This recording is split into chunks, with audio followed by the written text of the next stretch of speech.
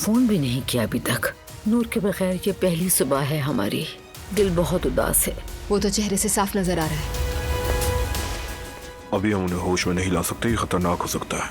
अब हमें क्या करना चाहिए? तुमने मरीम साहिबा को फोन किया? नहीं तो करो, फोन करो। मैं दरवाजे पर किसी को खड़ा करता हूँ, हमें इत्तला देता रहे।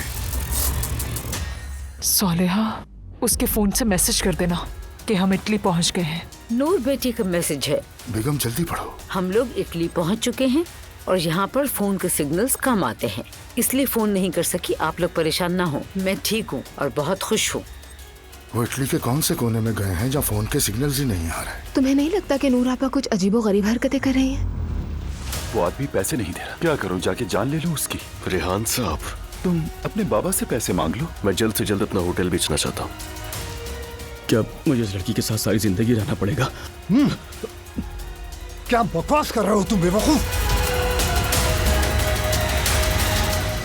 नब्ज तेजी से काम कर रही है। इन्होंने आंखें खोल दी।